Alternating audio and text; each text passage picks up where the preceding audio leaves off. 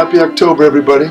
It comes fast, doesn't it? This is Thanksgiving weekend coming up, and this Monday morning, as our staff gathered, we always start the week with devotions, and on this particular Monday morning, we gave thanks that we are all children of God. Staff, teachers, students, all who are members of this learning community are children of God. So let me read a little piece of what we read in our reflection on Monday morning, written by Sharon Simmons.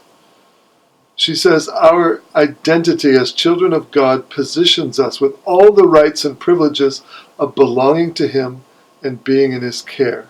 And once this truth settles on us, we know who He is, who we are, and we become aware of the unbelievable inheritance that is ours as His children."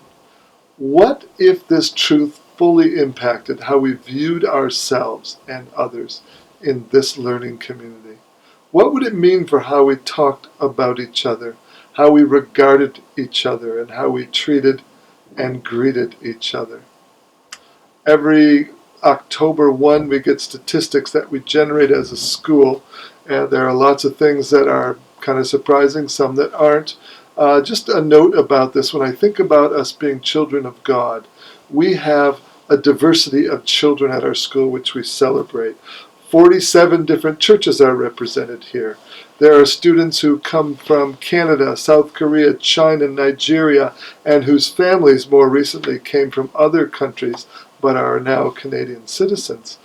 It's beautiful to see the diversity here. We have students who have different colors. We have students with different personalities and backgrounds, all children of God.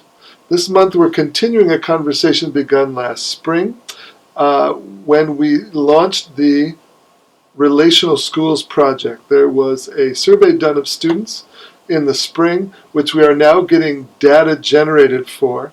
And this month at the convention time at the end of October, we will be spending a full day as staff immersed in the data and what we can learn about the data in relation to this Relational Schools Project.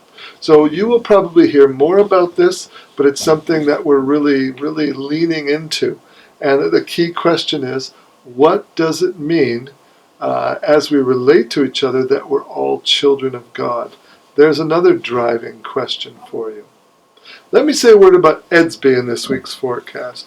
About October, early on, but a month or so into the school year, there's a tendency sometimes for people to look at Eds B and get alarmed about their grade. I just want to say a word about that. We're so grateful for Eds B and all that it does to enable dialogue about learning in this place. Our staff use it well, our students use it well. I know that most of our parents use it frequently.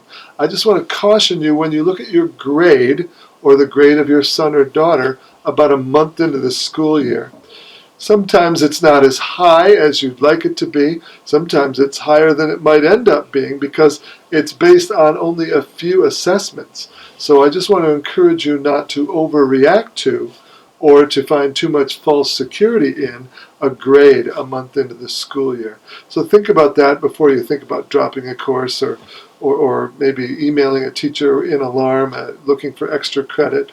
Let's let things move before we jump to too many conclusions. Last thing I want to say in the forecast today is that, sorry to say it, there are a few incidences of head lice around the school. It's not something we see too often as a high school.